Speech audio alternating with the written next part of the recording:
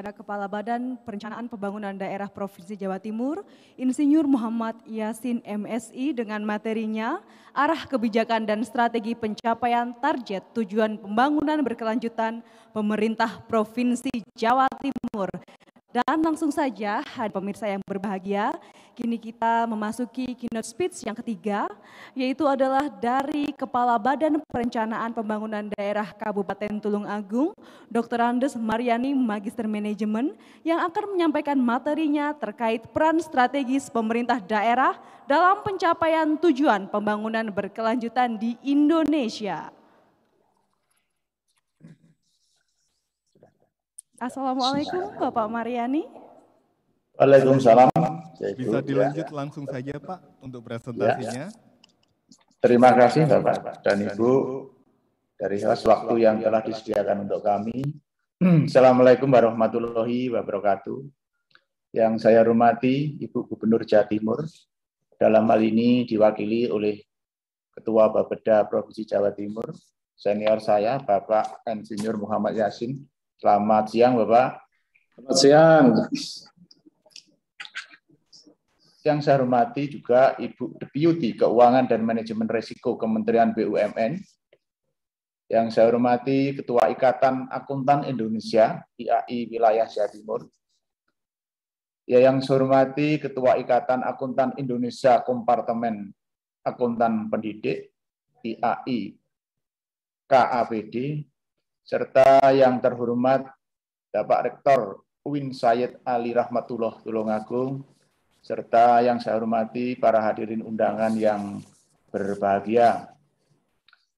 Sebelum kami lanjutkan, Bapak dan Ibu yang saya hormati, pada kesempatan ini kami akan memohonkan maaf Bapak Bupati kami karena suatu hal beliaunya tidak bisa menghadiri acara yang berbahagia ini, sehingga kami Ketua Bapeda Kabupaten Tulung Agung ditugaskan untuk mewakili beliau.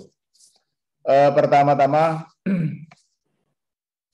kami akan menyampaikan peran strategis pemerintah daerah dalam pencapaian tujuan pembangunan berkelanjutan di Kabupaten Tulung Agung. Bapak dan Ibu yang saya hormati, outline kami nanti ada 4 outline. Namun ada beberapa outline yang akan kami lewati saja karena kami menganggap bahwa para Bapak dan Ibu semuanya sudah sangat memahami. Next. Sebagaimana outline pertama yaitu pengantar, seperti sudah kita tahu bersama bahwa tujuan berkelanjutan SDGs adalah pembangunan menjaga peningkatan kesejahteraan ekonomi dan seterusnya sampai ke poin keempat, lanjut. Ya, ini tujuan pembangunan berkelanjutan SDGs merupakan penyempurnaan dari development goals. Ini lanjut ya. Next ya. Tujuan target dan indikator sebagaimana tadi yang sudah disampaikan oleh Bapak Ketua Bapeda Provinsi Jawa Timur. Itu pilarnya ada 4, masing-masing ada tujuan. Yang jelas kewenangan dari kabupaten kota adalah 220 indikator dari totalnya 241 indikator. Next. Peran strategis Kabupaten Tulung Agung dalam hal percepatan pembangunan yang berkelanjutan, ini bentuk nyata daripada peran aktif dari Kabupaten Tulung Agung, yaitu setelah dikeluarkan regulasi, pertama pada tahun 2013, Bupati telah menetapkan Peraturan Bupati nomor 29 tahun 2013, ini tentang ini pada tahun 2013. Yang selanjutnya pada tahun 2018 telah disusun rencana aksi daerah SDGs yang menyesuaikan Perpres nomor 59 2017. Sebagaimana disampaikan oleh Pak Ketua Bapeda Provinsi bahwa pada Perpres 59 tahun 2017 ada 17 tujuan dengan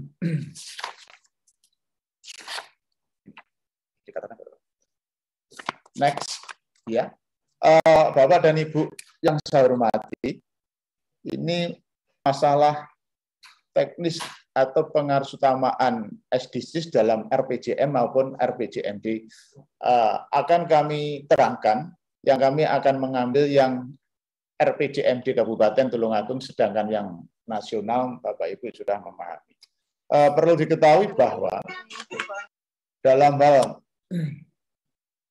pembuatan visi dan misi kepala daerah tentunya diilhami atau diselaraskan dengan pembangunan yang berkelanjutan, di mana visi misi kepala daerah akan dikristalisasi atau diwujudkan dalam rencana pembangunan jangka menengah daerah.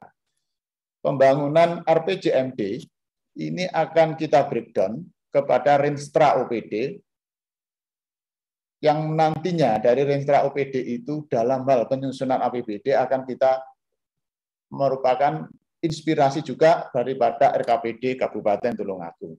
Kembali pada RPJMD, RPJMD merupakan salah satu bentuk dokumen pembangunan jangka menengah, ini yang 5 tahunan. Dalam perjalanannya, dalam setiap tahunnya harus dibentuklah suatu rencana kerja. Rencana kerja pemerintah daerah.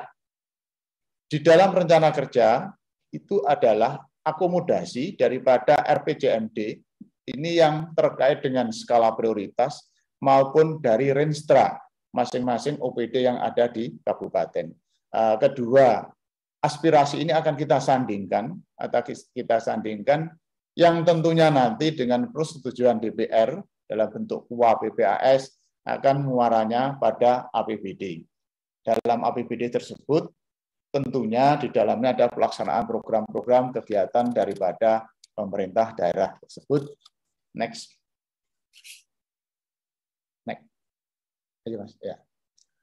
Sekarang visi dan misi Bupati Tulungagung, yaitu visinya terwujudnya masyarakat Tulungagung yang sejahtera, mandiri, berdasaing, dan berakhlak mulia. Untuk melaksanakan visi tersebut, ditetapkanlah 5 misi. Yang pertama, mewujudkan keterjangkauan akses pembangunan sumber daya manusia yang berkualitas, inklusif, dan bersaing. 2, mendorong penguatan ekonomi kerakyatan yang berbasis kearifan lokal dan potensi daerah.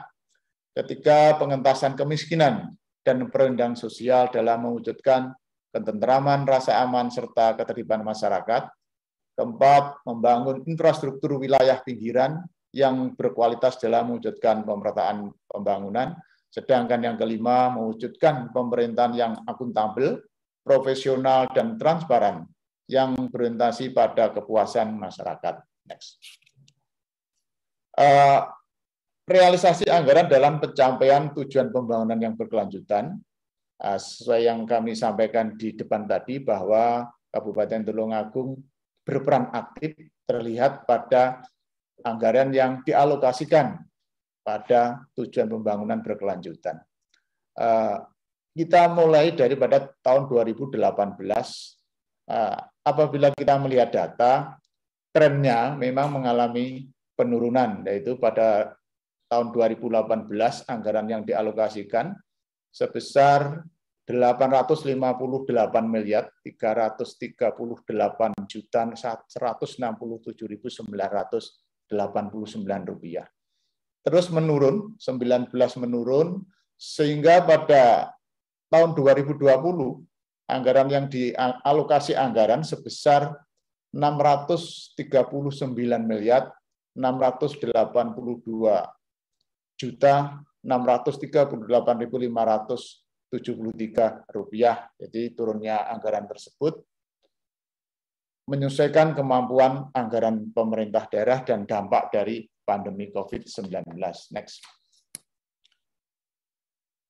Bapak dan Ibu yang saya hormati, ini akan saya sampaikan progres daripada pembangunan yang ada di Tulungagung, tentunya mendukung pembangunan yang berkelanjutan.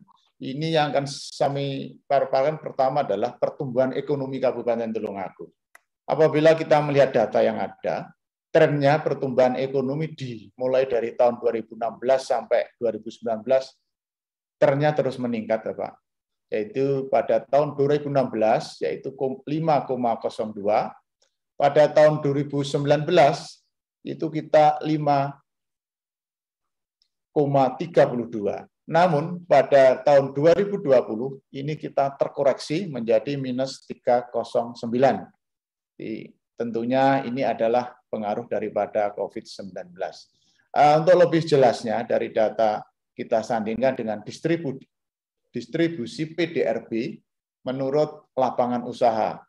Kita ambil 5 terbesar dari data yang ada, dari 5 lapangan usaha yang ada, ternyata ditempati 3, yaitu pertama, industri pengolahan, ini menduduki 22,33%, yang kedua, perdagangan besar dan eceran, itu 19,74%, sedangkan pertanian, kehutanan, dan perikanan 19,51%. Next. Tingkat kemiskinan Kabupaten Tulungagung, yaitu tren yang ada baru tingkat kemiskinan dari tahun ke tahun mengalami penurunan. 2016 8,23, titik terendahnya berada pada 2019 yaitu 6,74. Namun pada tahun 2020 mengalami kenaikan yaitu 7,33. Kalau memang ini kita sejajar kita sandingkan dengan Jawa Timur maupun nasional, jadi posisi Kabupaten Tulungagung tingkat kemiskinannya masih cukup rendah, yaitu 7,33. Selanjutnya, data yang ada, yaitu tingkat pengangguran terbuka. Pada tahun 2016, itu hasil yang ada sebesar 3,60, terus menurun pada tahun 2017, menurun seirama tahun berjalan ada kenaikan. Jadi pada tahun 2020 posisinya ada di 4,61.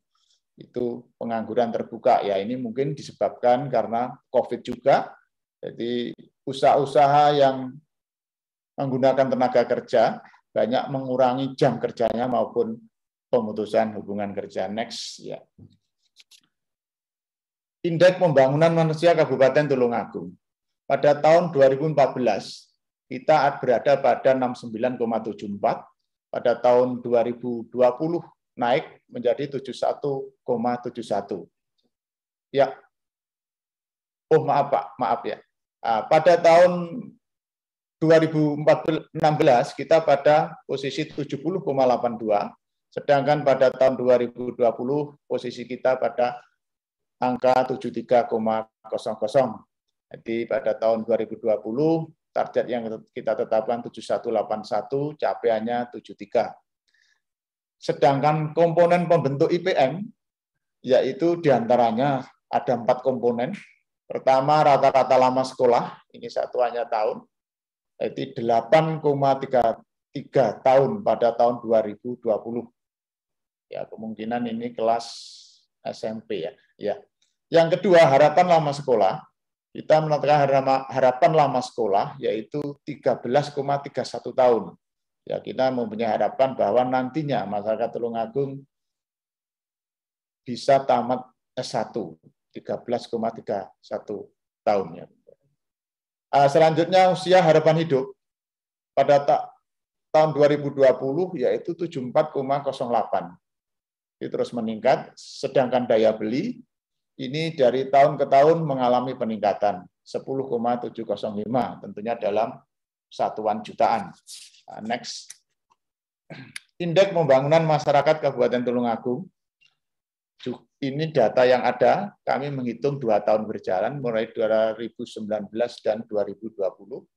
Kalau kita melihat paparan yang ada, yaitu IPMAS 2020 mengalami kenaikan, yaitu 0,717. Apabila ini kita bandingkan pada tahun 2019, yaitu 0,673.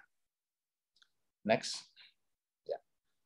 Persentase desa yang mendapat layanan infrastruktur dasar yang berkualitas, yaitu pada tahun 2018 itu 35,42, pada tahun 2020 43,54, terus meningkat. Atau 43,54% ini atau 105 desa kelurahan dari 771 desa kelurahan yang ada, di 50% kurang sedikit. Next. Capaian SDGs Kabupaten Tulungagung yang kami jelaskan yang Kabupaten Tulungagung, Bapak, yaitu yang tercapai 90, indikatornya 40,91%, yang belum tercapai 65, indikatornya 29,55%, yang belum terdokumentasikan 65 indikator. Capaiannya 29,54%. Next. Ya. Program unggulan dan percepatan dalam rangka percepatan pembangunan di Kabupaten Tulungagung. Yang satu, program unggulannya adalah pembangunan sumber daya manusia. Ada 5 item, diantaranya angkutan sekolah gratis, bantuan biaya personal bagi peserta didik, peningkatan pelayanan rujukan dan pembangunan rumah sakit tipe D di campur darat ini, serta peningkatan kinerja penurunan angka kematian ibu dan bayi, gerakan terpadu berantas stunting, gerdu beranting. Dalam bidang ekonomi, pertumbuhan ekonomi, diantaranya mendorong pemulihan sektor pariwisata, mendorong pembangunan kantor pelayanan terpadu, eks pasar hewan Beji, sedangkan penanggulangan kemiskinan, optimalisasi atau mengoptimalkan program untuk penanggulangan pemerlu pelayanan kesejahteraan sosial atau PPKS. Bidang infrastruktur, pembangunan akses jalan khususnya di wilayah pinggiran, pemenuhan akses infrastruktur dasar, penyediaan air minum dan sanitasi, penanganan dan pengurangan sampah. Pemerintahan, peningkatan kinerja aparatur pemerintah dan pelayanan publik, penguatan zona integritas. Rencana pembangunan dalam pencapaian SDGs. Dalam hal Perpres 80 tahun 2019, yaitu tentang peta rencana program Perpres 80 tahun 2019 di Kabupaten Tulungagung, kita ada beberapa kegiatan proyek nasional yang ada di Kabupaten Tulungagung. Pertama adalah pembangunan Selingkar Wilis. Ini pembangunan Selingkar Wilis ini nantinya apabila sudah terkoneksi akan menghubungkan 6 kabupaten yang ada di sekitar Gunung Wilis, yaitu Kabupaten Trenggalek, Kabupaten Madiun, Ponorogo, Kabupaten Madiun, Kabupaten Nganjuk, Kabupaten Kediri, dan Kabupaten Tulungagung. Progres yang ada untuk Selingkar Wilis saat ini di Kabupaten Tulungagung, peningkatan jalan-jalan akses ke trase Lingkar Wilis. Kedua, yaitu pembangunan jalan tol Kertosono Kediri. Pembangunan jalan tol Kertosono Kediri, Kediri Tulungagung, itu kebagian panjang jalan tol sepanjang 13,212 km. Progresnya pada tahun 2021, Pemrakarsa mengajukan rekomendasi pemanfaatan ruang untuk proses penetapan lokasi kepada gubernur. Yang selanjutnya ada pembangunan Bandara Kediri yang sekarang memang sedang dilaksanakan, sedangkan yang terakhir yaitu pembangunan Jaro Lintas Selatan atau Pansela. Dalam hal Pansela ini Kabupaten Tulungagung kebagian panjang jalan yang harus dibangun sebesar 50,97 km. Dalam hal ini adalah Tulungagung kebagian pembebasan lahannya, Bapak dan Ibu. Realisasi daripada 50,97 km itu yang sudah terbangun adalah 13,35 km, sedangkan yang dibangun pada tahun 2021 sepanjang 9,79 km, yang belum terbangun sepanjang 27,1995 km. Sedangkan program tahun 2022 yaitu pembebasan lahan, kita menyediakan anggaran sebesar 32,8 miliar. Next. Selanjutnya masalah percepatan pembangunan dalam rangka percepatan SDGs Kabupaten Tulungagung, diantaranya pembangunan RSUD tipe D campur darat. kita tahu bahwa Rumah Sakit Dr. SK yang ada di Kabupaten Tulungagung saat ini merupakan rumah sakit tipe B, juga rumah sakit rujukan daerah dari wilayah sekitar, Bapak. Perlu diadakan rumah sakit pendukung untuk mengakomodasi kebutuhan daripada masyarakat Kabupaten Tulungagung. Sedangkan yang kedua, yaitu percepatan pembangunan, yaitu pembangunan pasar ikan di Kecamatan Bandung. Ini cukup potensi bahwa transaksi dalam setiap tahunnya sebesar 980 miliar 107.229.407. Ini pasar ikan ini mempunyai jaringan sekitar Kabupaten Tulungagung, yaitu baik Trenggalek, Kediri maupun Blitar. Selanjutnya program percepatan yaitu pembangunan Pantai Ngalur dan Pantai Sanggar, ini wisata dan Ibu. Perlu diketahui bahwa dibukanya sebagian atau selesainya dibangun sebagian jalur lintas selatan ternyata diikuti dengan terbukanya daerah wisata baru yang dalam realisasinya itu sangat menyedot banyaknya pengunjung. Kedepannya kami juga mengantisipasi pengembangan daerah wisata sesuai dengan terbangunnya jalur pantai lintas selatan. Selanjutnya pembangunan Jembatan Ngujang 1. Jembatan Ngujang yang sudah ada ini ternyata secara teknis kapasitas jalannya sudah tidak bisa menampung lalu lintas harian rata-rata, khususnya pada hari-hari super sibuk, suatu contoh Hari Raya Idul Fitri. H- dan H+ sangat tidak mampu kapasitas jembatannya. Selanjutnya, masalah pembangunan Museum Peradaban Wajak Gensis. Ini merupakan salah satu peradaban kepurbakalaan. Bapak mestinya sudah mendengar bahwa Wajak Gensis ini salah satu kepurbakalaan yang ada di Kabupaten Tulungagung dan kami ingin kita kembangkan dalam bentuk kemuseuman. Juga pengembangan geopark yang ada di Tulungagung. Kita kaya akan geopark yang ada di Tulungagung. Yang terakhir, percepatannya itu pembangunan TPA Banyurit. Ini merupakan TPA baru, Pak. Sekarang sudah proses kita untuk menuju ke pembangunan karena TPA yang ada pada tahun-tahun berikutnya rasanya sudah tidak bisa menampung volume sampah dari Kabupaten Tulungagung. Bapak dan Ibu yang saya hormati, saya rasa paparan kami sekian. Tidak lupa apabila ada tutur kata dari kami dirasa kurang berkenan, kami hanya bisa mohon maaf yang sebesar-besarnya. Akhirul kata, wabillahi taufiq wal hidayah. Wassalamualaikum warahmatullahi wabarakatuh.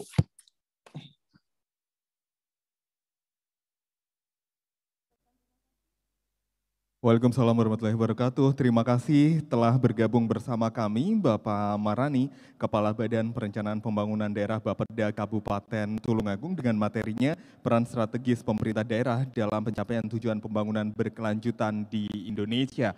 Dan sesaat lagi akan kita simak bersama penandatanganan Memorandum of Agreement atau MOA antara IAI KAPD dengan Perguruan Tinggi Kohos KRA, dan kami mohon kesediaan kepada Bapak Dekan Fakultas Ekonomi dan Bisnis Islam Universitas Islam Negeri Said Ali Rahmatullah Tulungagung, Dr. Haji Dede Nur Rahman untuk dapat mengambil tempat, dan untuk nanti kita akan bergabung bersama dengan Profesor Dian Agustia ya Mega.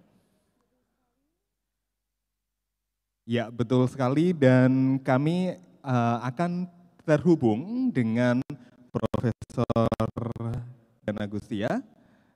Nantinya akan dilaksanakan penandatanganan Memorandum of Agreement.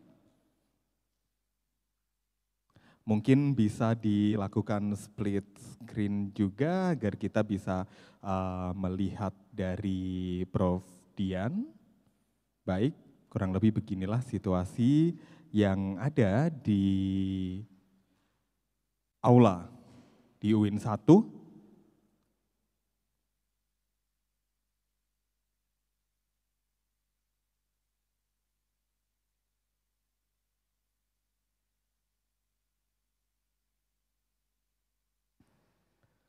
Baiklah, rekan-rekan mungkin bisa double windows mungkin untuk kita akan laksanakan proses penandatanganannya.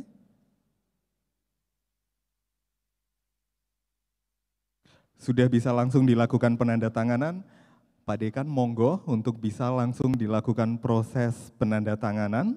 Sesaat lagi kita akan saksikan bersama proses penandatanganan Memorandum of Agreement MOA antara Ikatan Akuntan Indonesia KAPD dengan perguruan tinggi, dan beginilah suasana penandatanganan. Dan tampaknya Prof. Dian juga telah melakukan penandatanganan. Pak Dekan mungkin bisa ditunjukkan ke layar, Pak, bisa ditunjukkan ke kamera. Kita beri aplaus yang meriah. Baik, bisa di double screen, double windows lagi, untuk kita biar bisa saling melihat. Baik, terima kasih.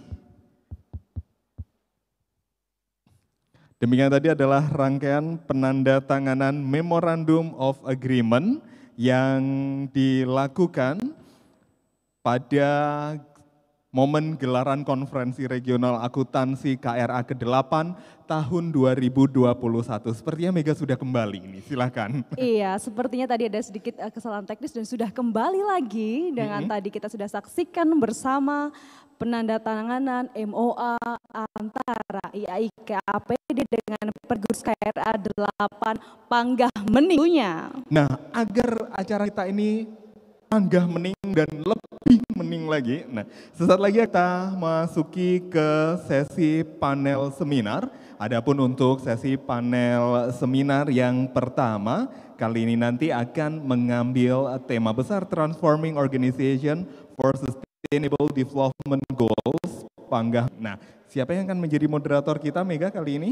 Untuk moderator yang pertama ini adalah Dekan Fakultas Ekonomi dan Bisnis Islam, Universitas Islam Negeri Sayyid Ali Romatullah Tulungagung, yaitu Bapak Dr. Haji Deden Nurrohman, Magister Agama. Dan adapun narasumber yang nanti akan bergabung bersama dengan sesi panel pertama ini, yaitu adalah Dekan Fakultas Ekonomi dan Bisnis Universitas Airlangga, Profesor Dr. Dian Agustia, SE, MSI, AK, CA, CMA.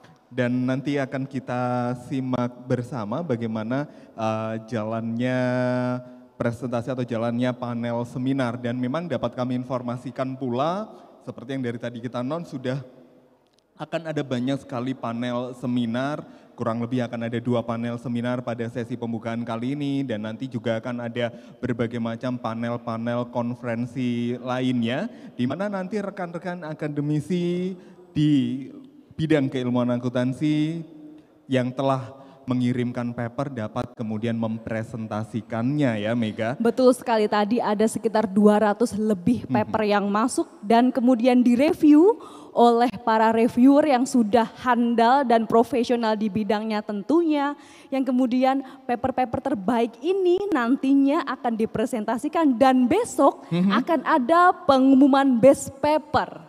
Nah, tentu itu menjadi momen yang ditunggu-tunggu. Selain momen konferensi regional akuntansi ke-8 tahun 2021 ini menjadi momen berkumpul sharing pengalaman, ini juga memberikan sebuah jejak tersendiri, yakni jejak-jejak pemikiran, ide, gagasan, konseptual, bagaimana kita bisa menghadapi pembangunan yang berkelanjutan untuk Indonesia yang lebih baik. Terlebih tadi kita sudah mengetahui bagaimana perspektif pembangunan berkelanjutan di Indonesia dari kementerian, kemudian kita juga telah mengetahui bagaimana sustainable development ini diimplementasikan di pemerintah Provinsi Jawa Timur dan tentunya hingga ke level kabupaten.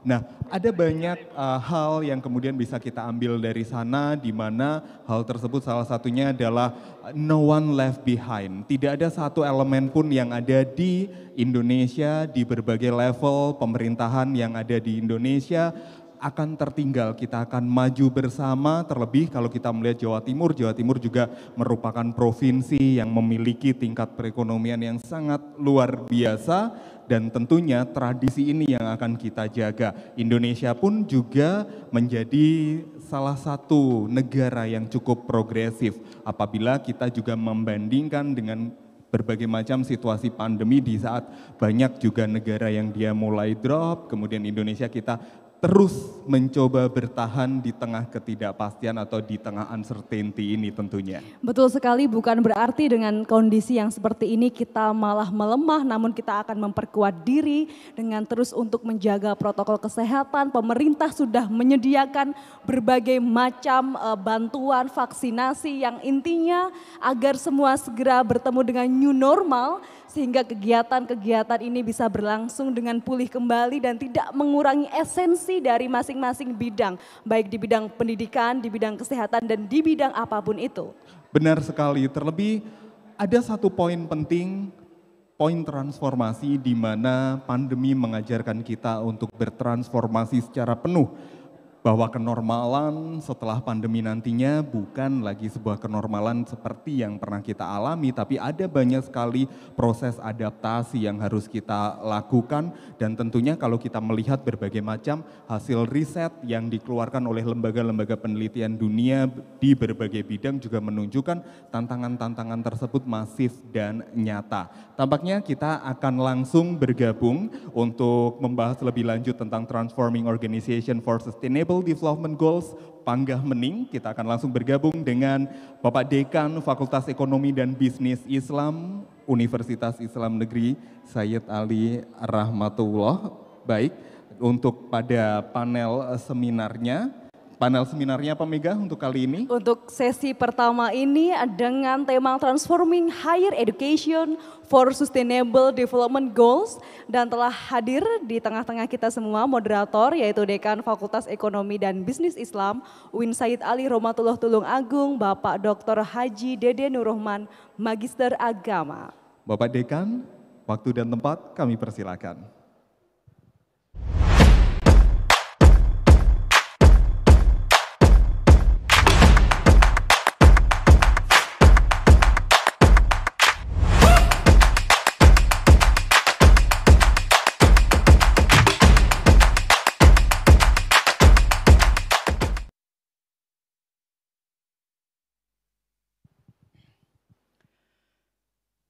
Bismillahirrahmanirrahim. Assalamualaikum warahmatullahi wabarakatuh. Bismillahirrahmanirrahim. Wassalatu wassalamu ala rasulillah wala haula wala quwata illa billah, amma ba'd. Salam sejahtera buat kita semua. Pada sesi kali ini kita akan berdiskusi terkait dengan Transforming Organizations for Sustainable Development Goals, yang pada panel seminar sekarang ini ada dua sesi panel seminar ya. Yang pertama nanti akan membahas terkait dengan Transforming Higher Education for SDGs, dan kemudian pada panel seminar yang kedua Transforming Corporate for Sustainable Development Goals. Oleh karena itu, dalam panel seminar yang pertama ini, kita akan membahas transformasi pendidikan tinggi untuk untuk tujuan-tujuan pengembangan berkelanjutan atau SDGs. Sebagaimana kita tahu bahwa semua elemen di dalam kehidupan bernegara dan semua aspek harus mendukung terciptanya SDGs yang sudah disepakati oleh semua negara termasuk Indonesia.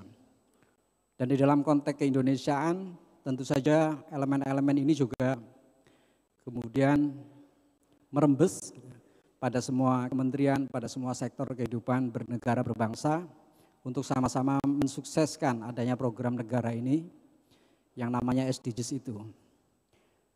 Dalam konteks ini Di panel seminar ini kita akan membahas lebih khusus pada bagaimana peran pendidikan tinggi, baik pendidikan tinggi agama maupun pendidikan tinggi umum, membicarakan tentang peran dan kesiapan perguruan tinggi ini untuk menuju pada tujuan universal terkait dengan SDGs ini. Perguruan tinggi merupakan sebuah wadah di dalam mencetak dan menciptakan sumber daya manusia yang diharapkan berkontribusi bagi pengembangan masyarakat dan negara. Karena itu dalam konteks ini maka posisi perguruan tinggi mempunyai peran penting dalam mensukseskan SDGs itu. Beberapa tugas yang ada di dalam perguruan tinggi yang tergabung dengan nama Tridharma perguruan tinggi adalah sesungguhnya sebagai bukti bahwa ada tugas pokok yang harus dikembangkan dari perguruan tinggi terkait dengan Tridharma itu. Yang pertama adalah pendidikan dan pengajaran, kemudian yang kedua adalah penelitian, yang ketiga adalah pengabdian kepada masyarakat. Dan ketiga aspek ini penting untuk dicermati lebih jauh bagaimana ketiga aspek ini berperan di dalam mengembangkan SDGs ini. Karena proses pencetakan kualitas SDM yang baik sangat tergantung pada sejauh mana proses Tridharma perguruan tinggi ini dikembangkan dengan baik pula. Nah, oleh karena itu, maka pada panel seminar kali ini, kita membahas tentang Transforming Higher Education for SDGs. Hadir bersama kita di forum ini, pertama, kita awalnya sudah menjadwalkan dari Kementerian Pendidikan dan Kebudayaan, Bapak Profesor Dr. Nizam, tapi nampaknya beliau sangat sibuk dan saya sangat memahami karena ketika suasana sudah mulai melandai pandemi ini, maka tentu saja para pejabat-pejabat yang ada di Jakarta itu harus berpikir keras dan juga harus berkinerja lebih cepat untuk mempercepat proses pembangunan dari ketertinggalan yang diakibatkan karena pandemi. Namun ada wakil yang saya kira tidak terkait dengan Pak Nizam ini tidak bisa hadir dan semuanya sibuk, jadi mohon dimaklumi. Kemudian narasumber yang kedua adalah Pak Profesor Nasih, Rektor Universitas Airlangga Surabaya, dan beliau pun juga berhalangan karena sama saya kira ada kesibukan yang tidak bisa ditinggalkan, tetapi beliau mewakilkan kepada Profesor Dr. Dian untuk mewakili Pak Rektornya, gitu ya. Dan Bu Dian ini merupakan ibu kita, ibu dari IAI Jawa Timur, bagian kompartemen pendidikan, dan beliau tadi juga sudah menyampaikan sambutannya yang sangat bersemangat dan sangat menyentuh ya untuk kita bersemangat gitu. Dan beliau adalah Dekan Fakultas Ekonomi dan Bisnis Islam di Fakultas Ekonomi di UNER Surabaya.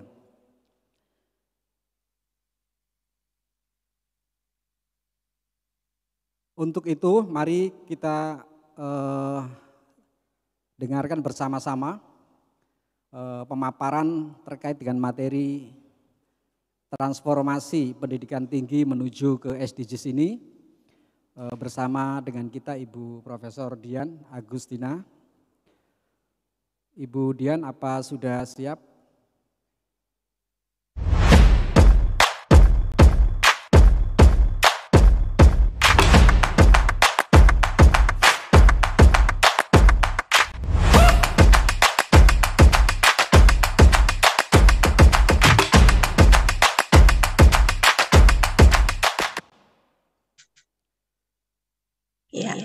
Alhamdulillah sudah hadir bersama kita di forum Zoom. Ya.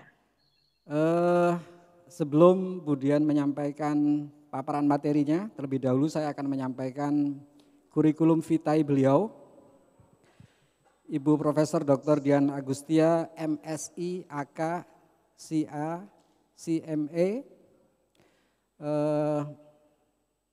riwayat pendidikan S1-nya ditempuh di Universitas Airlangga tahun 1982 dan sampai 1987.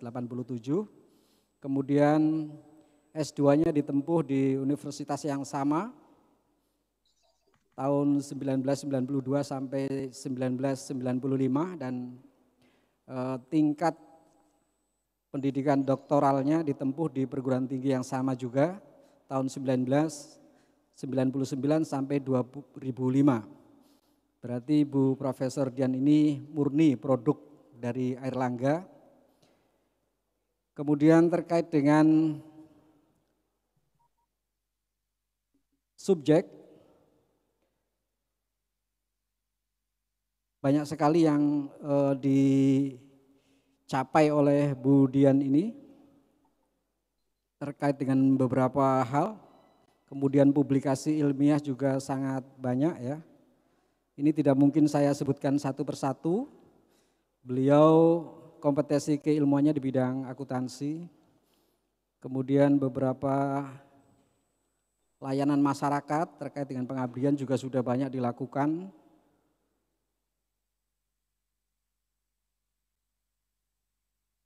Kemudian asosiasi yang diikuti oleh Bu Profesor ini juga sangat banyak, antara lain IAI KPD, kemudian ISEI ISEI cabang Surabaya, kemudian ISEI cabang Ikatan Sarjana Ekonomi Indonesia, Ikatan Akuntan Indonesia wilayah Jawa Timur, dan saya kira masih banyak lagi. Oleh karena itu tidak salah saya kira Pak Rektor memandatkan kepada Bu Profesor Dian ini untuk membicarakan terkait dengan materi diskusi kita terkait dengan transformasi pendidikan tinggi menuju SDGs. Saya kira itu pengantar singkat terkait dengan kurikulum vitae Bu Profesor Dian, dan mari kita bersama-sama mendengarkan apa yang akan disampaikan oleh Bu Dian. Waktu dan tempat kami persilakan Bu Profesor Dian. Ya. Baik, terima kasih. Pertama-tama saya mohon maaf, kebetulan Pak Rektor sekarang sedang ada pengukuhan sehingga mandat diberikan, tetapi insya Allah karena ini membahas tentang informing higher education, tentu saja kita semuanya yang hadir di sini, para akuntan pendidik, maka perguruan tinggi kita akan masuk di sana, gitu ya. Karena kita bagian daripada SDGs yang 17 tadi, salah satunya SDGs yang nomor 4 yaitu pendidikan berkualitas. Mohon izin saya akan share.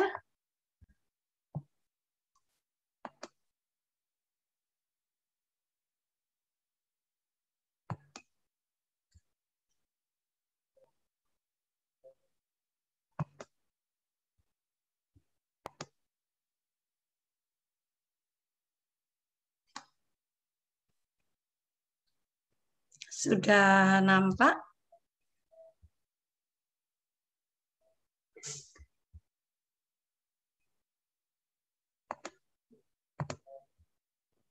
Sudah terlihat kah? Sambut? Oke, baik. Selamat siang. Assalamualaikum warahmatullahi wabarakatuh. Bapak Ibu hadirin, izin kami untuk berdiskusi tentang informing higher education for sustainable development goals. Nantinya akan ada 4 sebentar saya paskan di sini. Ada outline-nya, kita akan overview dulu tentang SDGs. Kenapa nantinya? Karena ini akan berhubungan dengan aktivitas di perguruan tinggi. Lalu sepintas kita akan melihat SDGs in Asia Tenggara. Berikutnya baru kita masuk ke SDGs di Indonesia. Berikutnya kita membahas tentang apa yang harus kita lakukan di dalam SDGs in Higher Education. Baik, kalau kita melihat rasanya Sustainable Development Goals ini merupakan tujuan dari saya sebentar.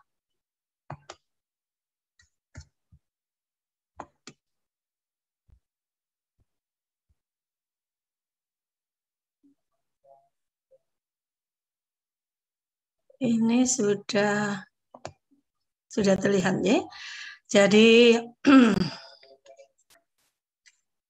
tujuan pembangunan berkelanjutan atau SDGs itu lahir pada saat konferensi PBB tentang pembangunan berkelanjutan di Rio de Janeiro pada 2012. Dan objektif atau tujuannya adalah bagaimana untuk menghasilkan serangkaian tujuan universal yang memenuhi tantangan lingkungan, politik, dan ekonomi yang mendesak yang dihadapi oleh dunia. Rasanya kalau kita menyebut dunia, berarti ini adalah tanggung jawab semua. Baik tanggung jawab dunia, negara, dan sebagainya. Nah, SDGs ini menggantikan tujuan sebelumnya, yaitu sebelumnya dengan nama tadi sudah disebutkan oleh beberapa keynote atau pembicara sebelumnya, yaitu tentang pembangunan milenium. Seringkali kita singkat dengan Millennium Development Goals.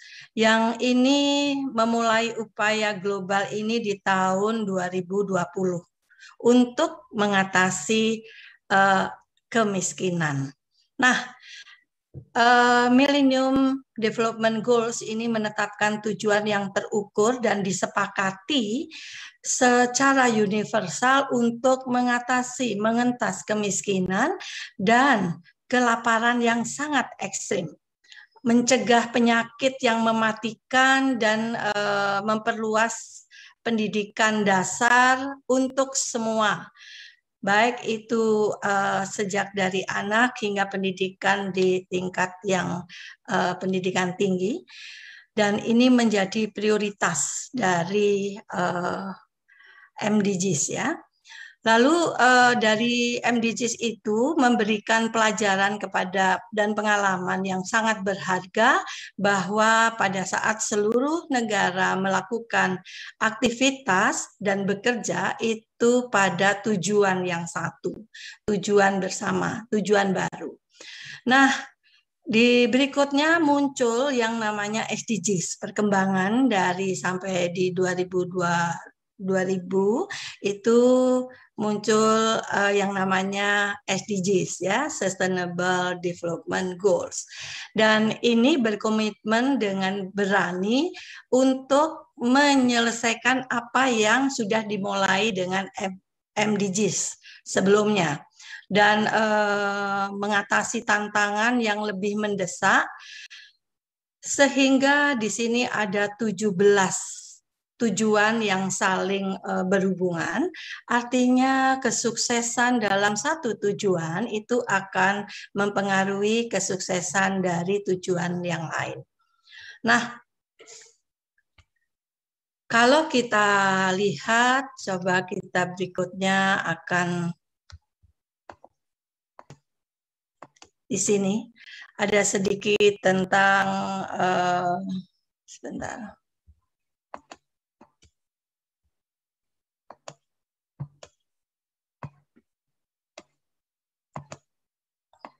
Nah, ini tadi sempat hilang, saya coba untuk, nah, di tayangan masih oke ya, masih terlihat ya. Kita sedikit melihat definisi operasional karena kita akan membahas tentang SDGs. Ini adalah suatu rencana aksi global yang disepakati oleh pemimpin dunia sehingga di dunia semuanya akan melangkah ke arah tersebut termasuk di Indonesia. Dan memang mengakhiri kemiskinan, mengurangi kesenjangan, serta yang terakhir adalah melindungi lingkungan. SDGs ini tujuannya ada 17 tujuan dan 169 target yang diharapkan tercapai di 2013. Sekarang 2021, kira-kira 9 tahun lagi. Nah, United Nations Development Program pada strategic plan-nya itu 2018 sampai 2021, dia memiliki tiga konteks yang akan dilakukan, yaitu yang pertama adalah jadi ini dirancang memang untuk merespon terhadap keragaman negara yang kita layani, yang dilayani, sehingga dibagi menjadi tiga konteks. Yang pertama adalah pengentasan kemiskinan di sini. Yang kedua, di sini adalah structural transformation.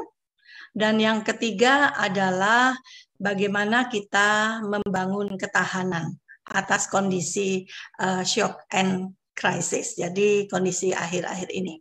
Dan di sana ada yang namanya signature solution. Signature solution ini adalah respon terintegrasi terhadap pengembangan yang menyelaraskan sumber daya dan keahlian untuk membuat tujuan ini menjadi nyata. Ada 6 di sana, yaitu yang pertama adalah bagaimana kita berusaha untuk menolkan kemiskinan, jadi untuk pengentasan kemiskinan. Yang kedua di situ adalah ini, governance untuk masyarakat supaya damai, adil, dan inklusif. Dan yang ketiga di sini adalah pencegahan krisis dan peningkatan ketahanan. Dan yang keempat, environment. Environment ini adalah solusi yang berbasis alam untuk pembangunan. Jangan kita bagaimana menjaga alam pada posisi sekarang dengan industrialisasi, sumber daya alam terhabiskan, dan justru di sini salah satunya kita menjaga alam supaya generasi yang akan datang tetap bisa menikmati alam dengan terlindungkan, gitu ya.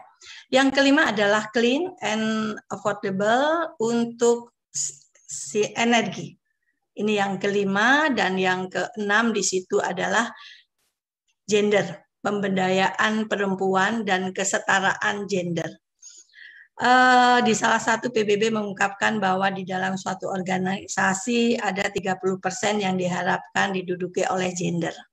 Itu alasannya kenapa di berbagai penelitian di Indonesia yang kita lakukan bagaimana gender, equality gender ini masih belum bisa menampakkan hasil yang sesungguhnya karena memang masih kontribusi gender ini masih sangat terbatas.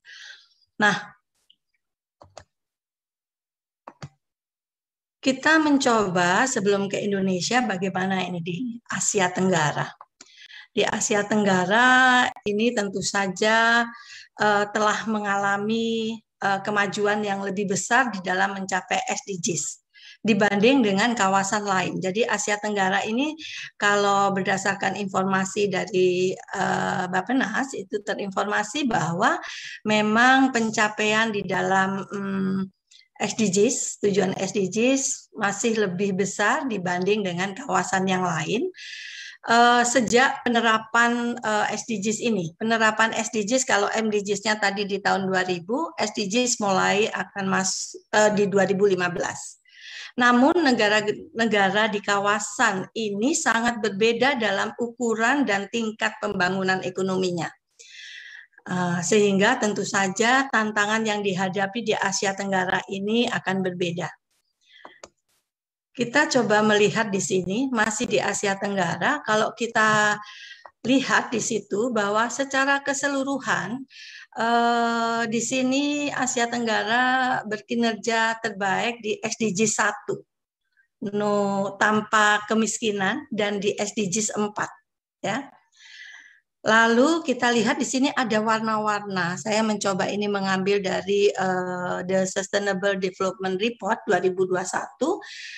Nah, ada 3 warna ya. 3 warna di sini. Yang SDGs 12 itu responsible, consumption, dan production, itu mempunyai kinerja yang sangat baik. Lalu yang warnanya agak oranye di sini, SDGs 4 dan SDGs 13, ini masih challenge and remain gitu ya. Lalu yang agak lebih signifikan challenge-nya itu, tantangannya lebih signifikan, itu yang saya kasih warna agak sedikit orange. Jadi di situ ada 1, ada 5, ada 9, ada 7, ada 8. Dan yang memang menjadi major challenges itu adalah yang berwarna merah. Ini kondisi SDG dashboard yang ada di negara-negara Asia Tenggara. Nah, banyak negara yang menghadapi tantangan. Tren negatif untuk SDGs 15 itu kehidupan di darat gitu ya. Di sini ada live online gitu ya. Itu didorong oleh hilangnya keseragaman hayati dan spesies yang terancam. Jadi perlu dibalik, dan ini membutuhkan percepatan kemajuan yang signifikan untuk target di tahun 2013. Jadi ini kondisi bagaimana pencapaian SDGs di negara-negara di Asia Tenggara. Kita coba sekarang masuk ke Indonesia, gitu ya. Masuk ke Indonesia, kita lihat ini gambar ini pasti kita paham, ini adalah dari Sabang sampai Merauke. Kita coba lihat Indonesia bagaimana ya kondisinya ya. Nah, kondisi di Indonesia. Secara keseluruhan performanya untuk Indonesia ini masuk ke peringkat negara ke-97 dari 165 negara. Jadi sebelumnya itu menduduki posisi 101, sehingga di tahun 2021 mengalami peningkatan, sama sumber yang saya ambil dari The Sustainable Development Report 2021. Sehingga di sini posisi Indonesia meningkat menjadi urutan ke-97 dari 165. Namun kalau kita dilihat skor negara di posisi berikutnya di sini, ini memang tidak banyak peningkatannya, tetapi tetap meningkat karena skor negaranya terinformasi 66.3. Lalu kalau secara regional rata-ratanya 65,7. Jadi meningkat dari tahun sebelumnya yang 66,2 dengan rata-rata 67,2 ya. Ada peningkatan walaupun tidak banyak. Lalu kita lihat posisi di sini adalah average performance by SDGs gitu. Ini posisi Indonesia dari East and South Asia. Kita lihat Indonesia. Performa terbaik di sini kalau SDGs Indonesia ini ada di posisi 13. Jadi posisi 13 di sini. Posisi 13 menduduki hampir sangat tinggi. Lalu SDGs nomor 12 ini adalah, kalau SDGs 13 itu adalah aksi iklim di sini ya. Lalu posisi yang di 12 ini adalah untuk bertanggung jawab pada konsumsi dan produksi. Ini posisi kinerja cukup terbaik ya, performa terbaik untuk di Indonesia. Lalu urutan yang ketiga di situ performa di poin 4. Di SDGs 4 ini berhubungan dengan kualitas pendidikan. Ada apa dengan Indonesia? Kok di posisi kualitas pendidikan ini kinerjanya terbaik juga ya dibanding dengan SDGs yang lainnya. Dan satu Ternyata satu ini adalah pengentasan kemiskinan, kinerja untuk pencapaian SDGs dengan kebijakan Indonesia, kebijakan pemerintah cukup membantu memperoleh performa yang terbaik. Nah, ada kinerja yang lambat dari Indonesia, dari SDGs ini. Kinerja yang lambat itu pada SDGs 9. SDG 9 ini porsinya adalah industri, inovasi, dan infrastruktur. Sangat ini ya, agak lambat kinerjanya. Sedangkan SDGs yang nomor 10, mengurangi kesenjangan, ini hampir sama posisinya. Dan yang juga mengalami kinerja lambat itu posisi 15, posisi di sini. Di sini agak sedikit lambat. Dan ini tentang kehidupan darat, di darat. Dan yang 17 kita lihat ini juga kinerjanya lambat. Saya tidak mengatakan jelek, tetapi kinerjanya lambat. Oleh sebab itu nanti kita lihat kebijakan-kebijakan dari Indonesia, pemerintah untuk mengacu ke sana. Dan 17 ini berhubungan dengan kemitraan untuk tujuan. Jadi ini posisi Indonesia di dalam pencapaian SDGs. Kita lihat sekarang, nah ini SDGs-nya yang 17 tadi. Kalau kita lihat di sini adalah adanya SDGs Indonesia, ini juga 17 goal, 94 target atau sasaran global, 319 itu merupakan indikator sasaran di nasional. Sehingga kita lihat dari di sini pemerintah memang benar-benar untuk memfokuskan seluruh aktivitas di seluruh departemen, di seluruh industri atau di jenjang pemerintahan pun itu mengacu kepada pencapaian SDGs. Nah, berikutnya kita baru bertanya ini, bagaimana SDGs in higher education? Kalau kita di higher education semuanya sama. Di sini para peserta semuanya sebagian besar berasal dari akuntan pendidik gitu ya, berhubungan dengan education atau perguruan tinggi. Nah, kita lihat SDGs yang di dalam pendidikan tinggi itu apa saja gitu. Indonesia memfokuskan untuk menghadapi kondisi eksternal selain adanya revolusi industri yang sangat gencar, adanya teknologi informasi yang cukup cepat, ada kondisi yang membuat menjadi hambatan, yaitu adanya COVID-19 pandemi. Namun Indonesia adalah tetap Indonesia, walaupun ini adalah menjadi tantangan, tetap kita harus mempersepsikan pandemi ini adalah suatu peluang untuk bagaimana kita melakukan perbaikan supaya SDGs kita akan hampir semuanya berkinerja dengan baik. Dan Indonesia sedang memfokuskan itu ke poin 1, tujuan 1, yaitu no poverty, jadi tidak ada tidak ada kemiskinan, lalu zero, tidak ada kelaparan gitu, yang poin SDGs kedua. Lalu SDGs ketiga tentang kesehatan, ke SDGs keempat quality education, ini adalah yang harus kita lakukan. Lalu yang kelima gender equality, dan yang ke-10 adalah reduce inequalities. Sehingga ini yang difokuskan. Tetapi dengan fokus ini bukan berarti 17 dari, kalau ini ada 6, yang lainnya itu tidak dilakukan. Semuanya, seluruh aktivitas akan berfokus pada implementasi dari mewujudkan SDGs. Gitu, ya. Lalu kita coba berikutnya. Nah,